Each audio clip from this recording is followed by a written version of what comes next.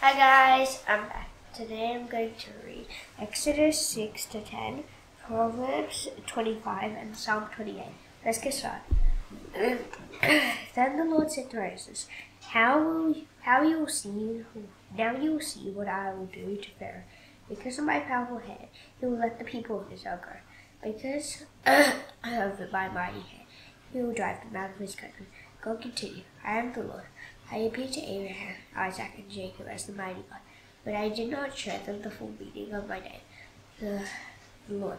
I also made my covenant with them. I promised to give them the land of Canaan. That is where they lived as outsiders. This I have heard the groans of the Israelites. The Egyptians are keeping them as slaves, but I have remembered my covenant.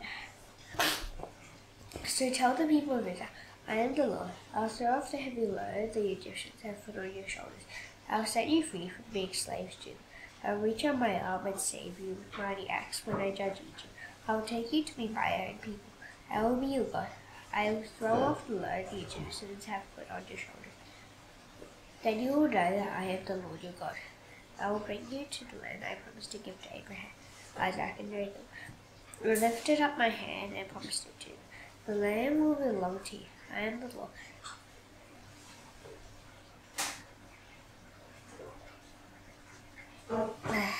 I am the Lord. Moses reported these things to the Israelites, but they didn't listen to him. That's because they had lost all hope and had to work very hard. Then the Lord said to Moses, Go, tell Pharaoh, the king of Egypt, to tell the people of Israel to leave his country.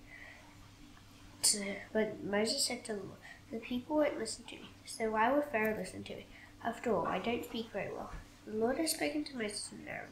He had talked with them about the Israelites and about Pharaoh, the king of Egypt. He had commanded Moses and Aaron to bring the people of Israel out of Egypt. Here were the leaders of the family groups of Reuben, Simeon, and Levi. Reuben was the oldest son of Israel. Reuben's sons were Hanok, Palu, Hezron, and Carmi. These were the family groups of Reuben. The sons of Simeon were Jemuel, Jamin, Ohad, Jachin, Zohar, and Shaul. Shaul was the son of a woman from Canaan. These were the family groups of Simeon. Here are the names of the sons of Levi lived in their family record. They were Gershon, Kohath, and Merari. Levi lived for 137 years. The sons of Gershon by their family groups were Libni and Shimei. The sons of Kohath were Amram, Izhar, Hebron, and Uzziel. Kohath lived for 133 years. The sons of Merari were Mali and Mushi. These are the family groups of Levi written in their family record. Amram married his father's sister Jochebed. Amram and Moses were members of Amram's family line. Amram lived for 137 years. The sons of Izhar were Korah, Nepheg, and Zikri. The sons of Uzziel were Mishael, Elzaphan, and Sithri. Aaron married Elisheba. She was the daughter of Aminadab and the sister of Nahshon. She had Nadab, Abihu, Eleazar, and Ithamar by Aaron. The sons of Korah were Asir, Elkanah, and Abiasaph. These were the family groups of Korah. Eleazar, the son of Aaron, married one of the daughters of Putiel. She had finest by Eleazar. These are the leaders of the families of Levi. Their names are written in their family records. The Lord has spoken to this same Aaron and Moses. He told them, Bring the Israelites out of Egypt like an army on the march. They spoke to Pharaoh, the king of Egypt, about bringing the people of Israel out of Egypt. It was the same Moses and Aaron. The Lord had spoken to Moses in Egypt. He had told him, I am the Lord. Tell Pharaoh, the king of Egypt, everything I tell you. But Moses said to the Lord, I don't speak very well, so why would Pharaoh listen to me? Then the Lord said to Moses, I have made you like a god to Pharaoh, and your brother Aaron will be like a prophet to you. You must say everything I command you to say. Then your brother Aaron must tell Pharaoh to let the people of Israel leave his country. But I will make Pharaoh stubborn. I will multiply the signs and amazing things I will do in Egypt. In spite of that, he will not listen to you. So I will use my powerful hand against Egypt. When I judge them with mighty acts, I will bring my people Israel out like an army on the march. Then the Egyptians will know that I am the Lord. I will reach out my powerful hand against them. I will bring the people of Israel out of Egypt. Moses and Aaron did exactly as the Lord had commanded them. Moses was 80 years old, and Aaron was 83 years when they spoke to Pharaoh. The Lord spoke to Moses and Aaron. He said, Pharaoh will say to you, do a miracle. When he does, speak to Aaron and tell him, take a walking stick and throw it down in front of Pharaoh. It will turn into a snake. So Moses and Aaron went to Pharaoh. They did exactly as the Lord had commanded them.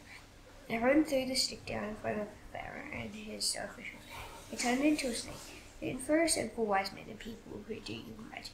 By doing their magic tricks, the Egyptians and magicians did the same things Aaron had done. Each one threw down his walking stick. Each stick turned into a snake.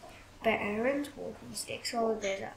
In spite of that, Pharaoh became stubborn. He wouldn't listen to them, just as the Lord had said.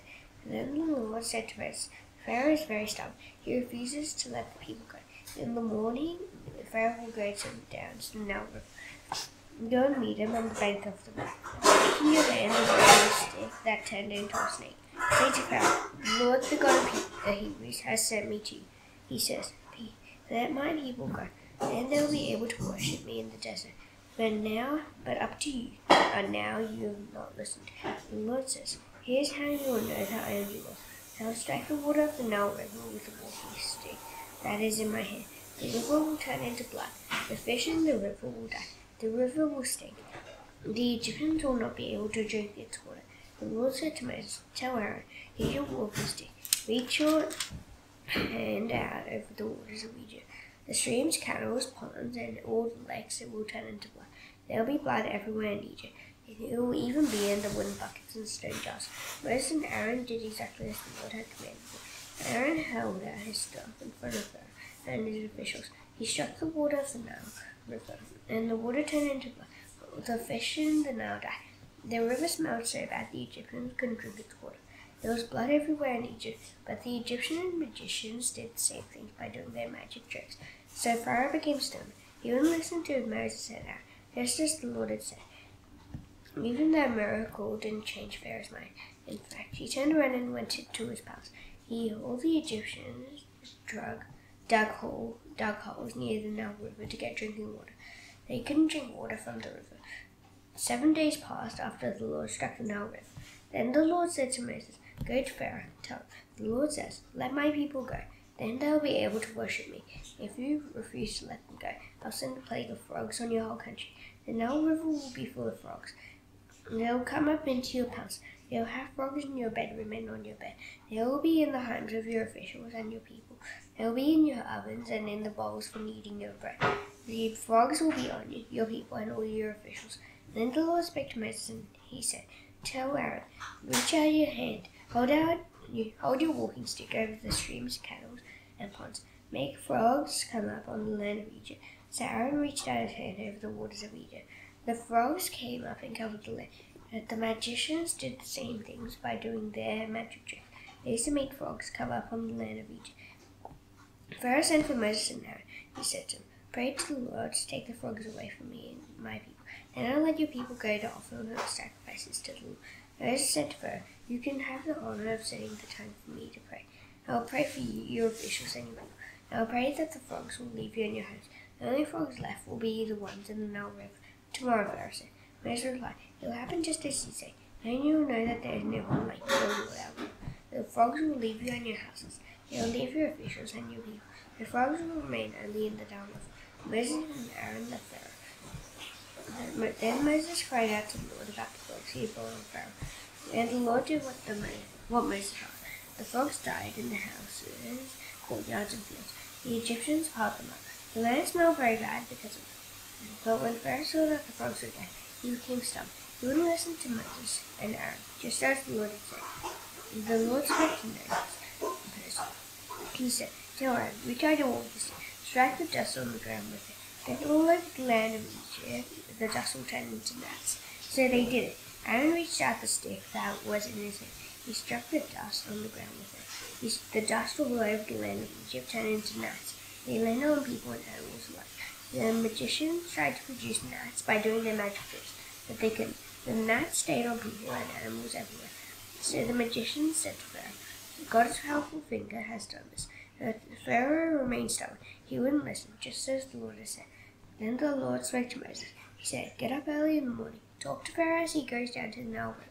Say to him, the Lord says, let my people go. If Then they will be able to worship me. If you do not let my people go, I will send large numbers of flies. I will send them on you and your officials. I will send them on your people and into your homes. The houses of the Egyptians will be full of flies. Even the ground will be covered with them. But on that day I will treat the area of Goshen differently from yours. That is where my people live. There will not be large numbers of flies in Goshen, and you will know that I, the Lord, am in this land. I will treat my people differently from yours. The sign will take place tomorrow. So the Lord did. Huge numbers of flies poured into Pharaoh's palace. They came into the houses of his homes of his officials. All over Egypt the flies destroyed the land. Then Pharaoh sent for Moses and Aaron. He said to them, "Go, offer sacrifices to your God here in the land." But Moses said, "How would it be right? The sacrifices we offer to the Lord our God would be accepted by the Egyptians because of their beliefs. For that reason they will throw stones at us and try to kill us. We have to take a journey that lasts about 3 days. We want to go into the desert to offer sacrifices to the Lord our God, just as he commands us." Pharaoh said, "I'll let you and your people go to offer sacrifices. You can offer them to the Lord your God in the desert, but you must not go very far. Now pray for me." Moses said, "As soon as I leave you, I'll pray to the Lord. Tomorrow the flies will leave you. They will also leave your officials and the people. Just make sure you don't try to trick us again. Let the people go to offer sacrifices to the Lord." Then Moses left Pharaoh and prayed to the Lord. And the Lord did what Moses asked. The flies left Pharaoh, his officials, and his people. Not one fly remained. The Pharaoh became stubborn this time as well. He wouldn't let the people go. Then the Lord spoke to Moses. He said, "Go to Pharaoh, tell him, the Lord, the God of the Hebrews, says, let my people go. Then they will be able to worship me. Do not refuse them back. If you refuse, my powerful hand will bring a terrible plague on you. I will strike your livestock in the field. I will strike your horses, donkeys, and camels, cattle, sheep, and goats. But I will treat Israel's livestock differently from yours. No animal that belongs to the people of Israel will die." The Lord would set a time for the plague. He said, "Tomorrow I will send on the land." So the next day the Lord sent it. All the livestock of the Egyptians died, and not one animal that belonged to the Israelites died. Pharaoh searched and found out what had happened. He discovered that not even one animal that belonged to the Israelites had died. But he was still very stubborn. He wouldn't let the people go. Then the Lord spoke to Moses and Aaron. He said, "Take handfuls of ashes from the furnace. Have Moses toss them into the air in front of Pharaoh. The ashes will turn into fine dust over the whole land. Then painful boils will break out on people and animals all over the land. Their bodies will be covered with them." So Moses and Aaron took ashes from the furnace and stood in front of Pharaoh. Moses tossed them into the air. Then boils broke out on people and animals alike. The bodies of all the Egyptians were covered with boils. The magicians couldn't stand to Moses because of the boils that were all over them. The Lord made Pharaoh stubborn. Pharaoh wouldn't listen to Moses and Aaron, just as the Lord had said to Moses. Then the Lord spoke to Moses. He said, "Get up early in the morning, go to the Pharaoh and say to him, the Lord, the God of the Hebrews, said, let my people go. Then they will be able to worship me. If you do not let them go, I will send you the full force of my plagues this time, against you this time. They will strike your officials and your people. Then you will know that there is no one like me in the whole earth. And by now I could have reached out my hand. I could have struck you and your people with a plague that would have wiped you off the earth. There is a special reason for making me king. I decided to show you my power. I wanted my name to become known everywhere on earth. But you are still against me. You will not let me go. So at this time, tomorrow, I'll send the worst hailstorm ever to fall on Egypt in its entire history. Give an order now to bring your livestock inside to a safe place. Bring in anything that is outside. The hail will fall on all the people and animals that are left outside. They will die. The officials and Pharaoh, who had respect for what the Lord had said, obeyed. They hurried to bring their slaves and their livestock inside. No, others didn't pay attention to what the Lord had said. They left their slaves and livestock outside. Then the Lord spoke to Moses. He said, "Reach out your hand toward the sky, and hail will fall over Egypt. It will beat down on people and animals alike. It will strike everything growing on the field of Egypt." And Moses reached out his walking stick toward the sky.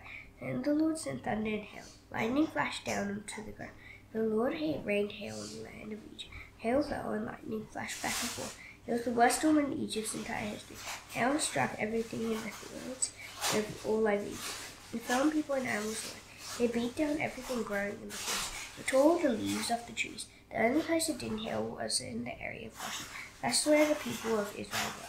Then Pharaoh sent Moses and Aaron. This time of sin, he said to them, the Lord has done what is right. I and my people have done what is wrong. Pray to the Lord, because we've had enough thunder and hail. I'll let you and your people go. You won't have to stay here any longer.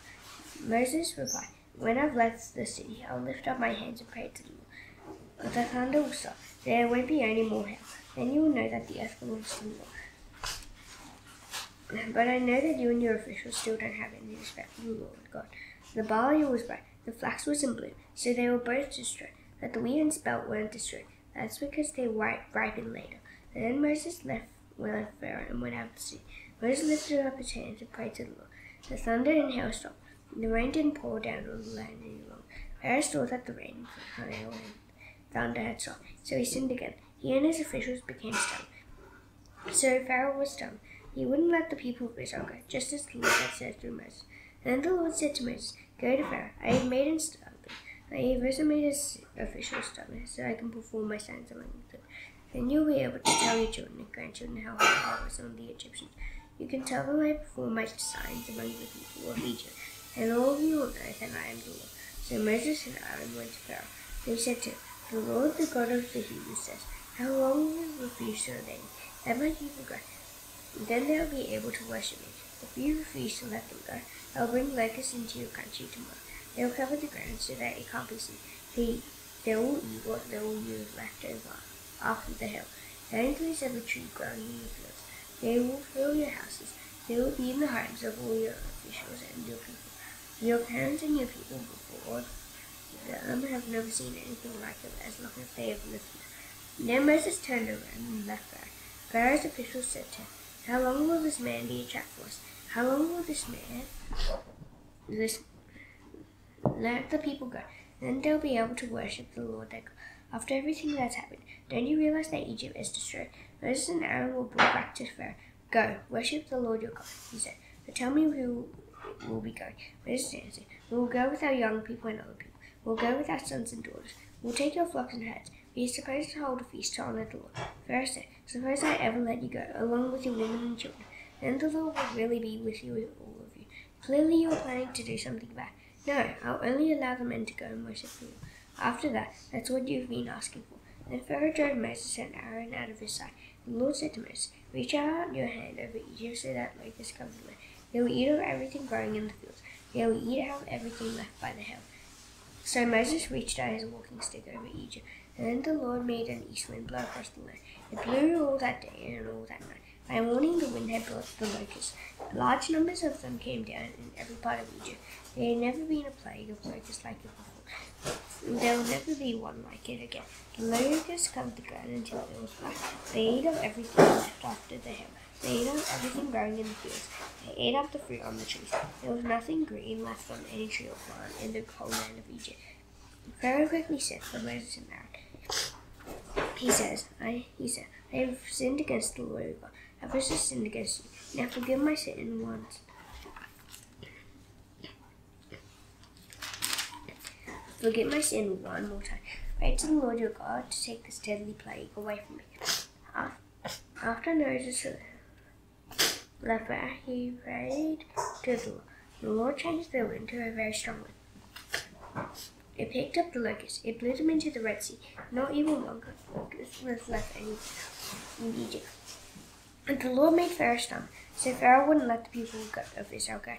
The Lord spoke to Moses. He said, reach out your hand toward the sky so that darkness spreads over Egypt. It would be so dark that people couldn't feel it. So Moses reached out his hand toward the sky. Then complete darkness covered Egypt for 3 days. No one could see anyone else or go anywhere for 3 days. All the people of Israel had light wherever they lived. Then Pharaoh sent for Moses. He said, go, worship the Lord. Even your women and children can go with you. Just leave your flocks and herds behind. But Moses said, you must allow us to take our animals. We need to offer them as sacrifices and burnt offerings to the Lord our God. Our livestock must also go with us. We have to use some of them to worship the Lord our God. We can't leave even one animal behind. Until we get there, we won't know what we are supposed to use to worship the Lord. But the Lord made Pharaoh stubborn. he wouldn't let the people go. Pharaoh said to Moses, "Get out of my sight. Make sure you don't come to see me again. If you do, you will die." "I'll do just as you say," Moses replied. "I will never come to see you again." Proverbs 25.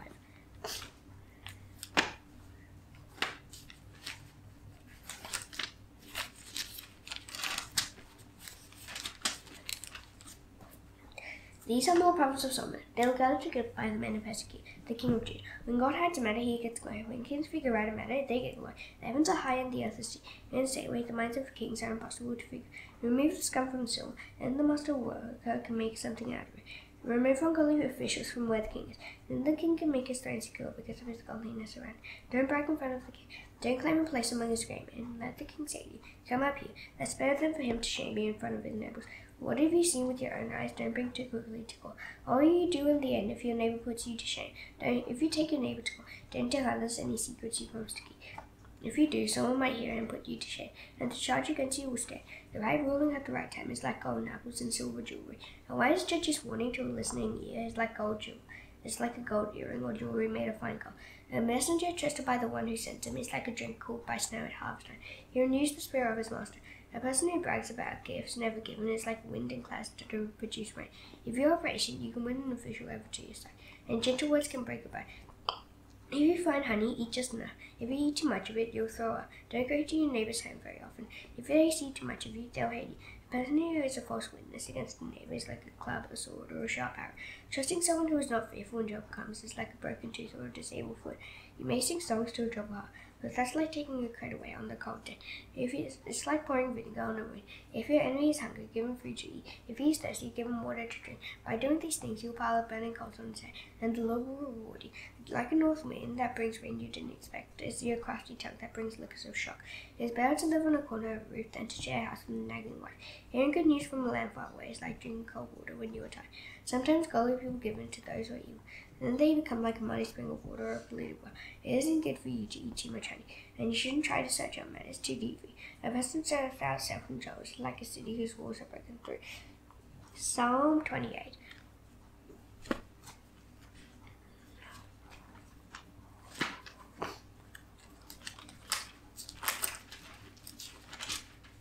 Lord, make me rock. I call out to you. Pay attention to me. If you remain silent, I will die. I will be like those who go down into the grave. Hear my cry for your favor when I call out to you for help. Hear me when I lift up my hands in prayer toward your most holy word. Don't drag me away with sins. Don't drag me away with those who do evil. They speak in a friendly way to their neighbors, but their hearts are full of hate. Pay them back for their evil actions. Pay them back for what their hands have done. Give them exactly what they should get. They don't care about the Lord's mighty acts. They don't care about what his hands have done. So he will tear them down. He will never build them up again. Give praise to the Lord. He has heard my cry for his favor. The Lord gives me strength. He is like a shield that keeps me safe. My heart trusts in him, and he helps me. My heart jumps for joy. With my song I praise him. The Lord gives new strength to his people. He guards and saves his anointed king. Save your people. Bless those who belong to you. Be their shepherd. Take care of them forever. Now that's done, I shall now do the Lord's Prayer. Please bow your heads. Our Father in heaven, hallowed be your name. Your kingdom come, your will be done on earth as it is in heaven. Give us today our daily bread. Forgive us our debts, as we also forgive our debtors. Lead us not into temptation, but deliver us from the evil one. For yours is the kingdom, and the power, and the glory forever. Amen. See you tomorrow. Bye.